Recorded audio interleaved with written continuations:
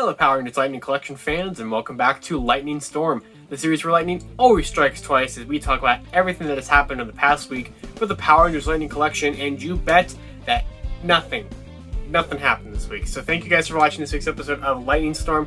Of course, you can follow me on Twitter.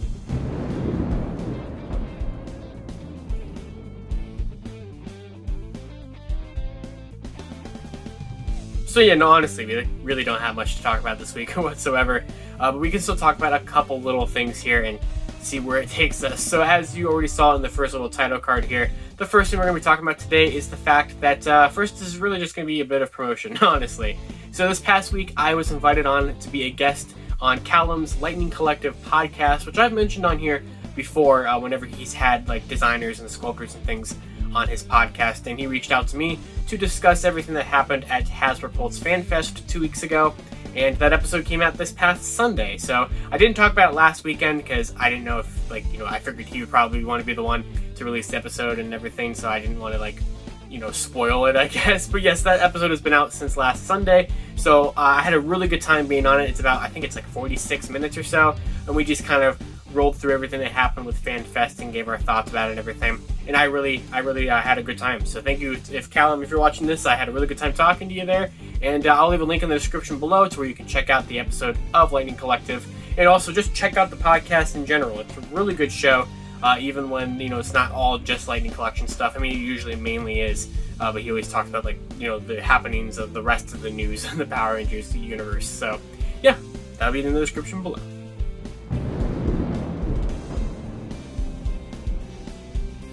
For our second story this week, also in the description below, I talked about last week having a link tree that I was going to be putting together of all of the different fandom interviews that were given out by the Hasbro team following FanFest, and I had said that not all of them are out at that point. I still actually don't know if all of them are out at this point, but there has been 3 more that have been released since last weekend. So I talked about how last Saturday there was going to be the Illuminati and Ranger Command Power Hour, and both of those have come out, and we're going to talk about those in a second here.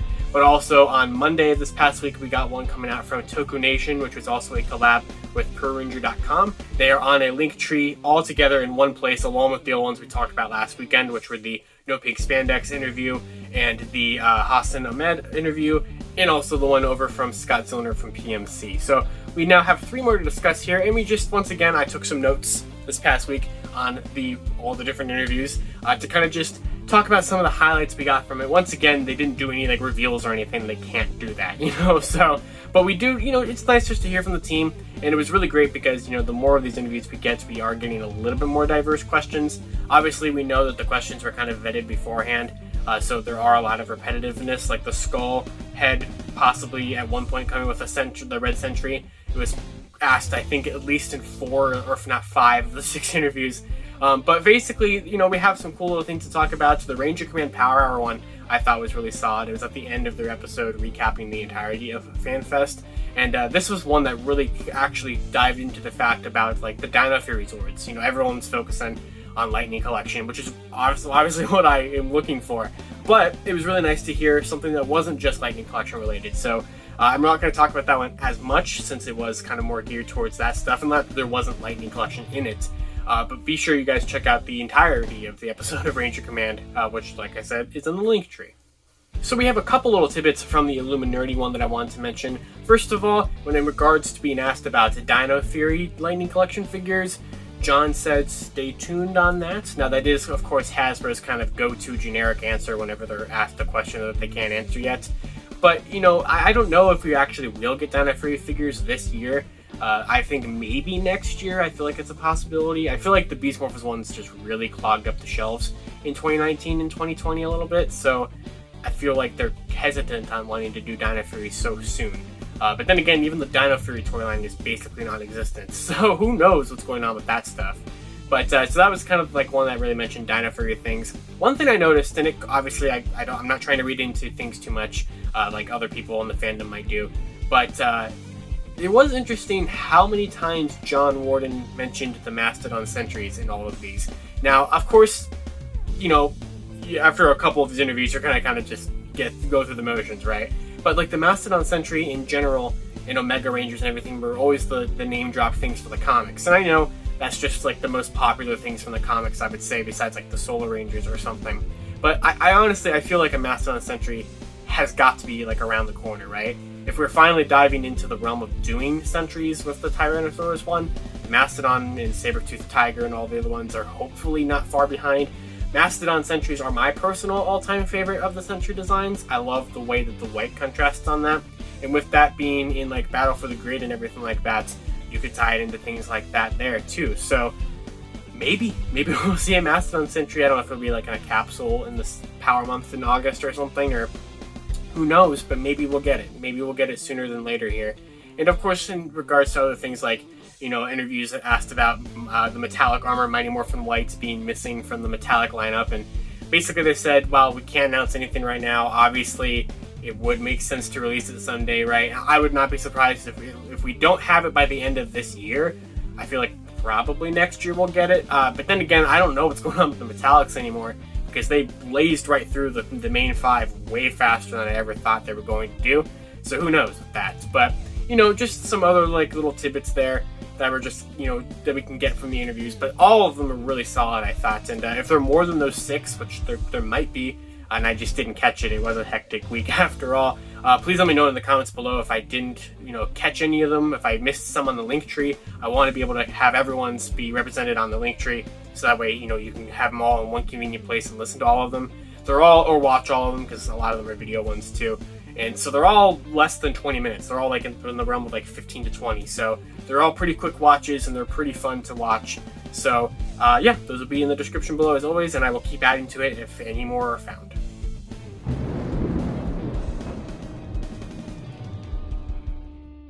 Congratulations, Hasbro Pulse! You stocked your own figure line. I'm so proud of you. It only took you 2 months after the figures came out to finally do it, but you finally did it. So yes, Wave 8 is finally in stock at Hasbro Pulse, and as the time of me recording this episode here, all 4 of them seem to be in stock. So, you know, Zeo Green is the one per case, so I figured maybe he'd sell out or something.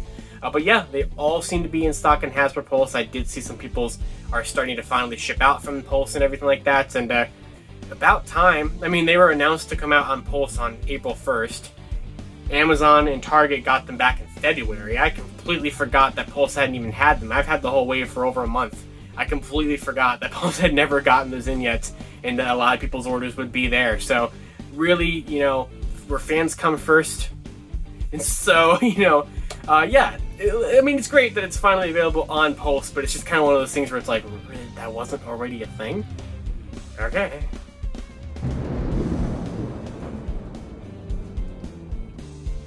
And finally, before I go, of course, I wanted to go ahead and do one this week for a lightning strike of the week. Now, this week is going to kind of actually have a theme to it. So this past week was the 25th anniversary of Power Rangers Zeo. So this is all going to be kind of Zeo related. I posted a picture over on Lightning Fig PR of the entirety of the team that we have so far, and I wanted to highlight just a couple of posts that on Instagram and things like that of people's collections of Lightning Collection Zeo related figures. Not all necessarily in regards to the anniversary, some of them were posted a while ago, but here's some highlights of just some pretty cool poses that people have done with the original deluxe toys, mixing them in with the legacy females, since we don't have the females yet on the line, but they're coming soon, and things like that. So yeah, happy 25th anniversary to Power Rangers Zeo. Will be a great time to finally work on completing the team. We of course do have the ZTH Tenga code in Wave 10, which is more than likely, very likely going to be Zeo Yellow, and now we just need to find a ZTH Neptune code, which would be one for Cat. We don't have one yet, but maybe we'll have it in Wave 11 or something, and we can get that team going, and maybe we can get it done right at the end of the 25th anniversary year. That would be pretty sweet. And we're getting the Zeo Bluton for this at some point, so Zeo is really getting some good treatment in the Lightning Collection, if I do say so myself. Alright everyone, well that is going to do it for this week's episode of Lightning Storm. Yeah, I mean, nothing happened really. Like, it was one of those very bare bones weeks. It's, you know, one of those things where it's like, who knows what we're waiting for next. I mean, we just had FanFest, so it's not like I'm expecting anything right around the corner. But even sometimes when we have these lulls, we do have like some things that happen during the week with like listings being found, or, you know, or some other random thing happens. But yeah, I mean, it's been pretty bare besides these interviews, which have been enjoyable and things like that. But yeah, so who knows what will happen in the next week. Maybe we'll have absolutely nothing to talk about next week. I was amazed that I could find things to discuss for this week. So, who knows? We'll just have to wait and see. But yep, that's all I have for this episode this week. Of course, until next time, as always, you can follow me on Twitter at LivingRangerKey for my personal account, or at LightningFigPR for all things strictly Lightning Collection related. And until next time, I'll see you all on Lightning Storm, the series where lightning always strikes twice.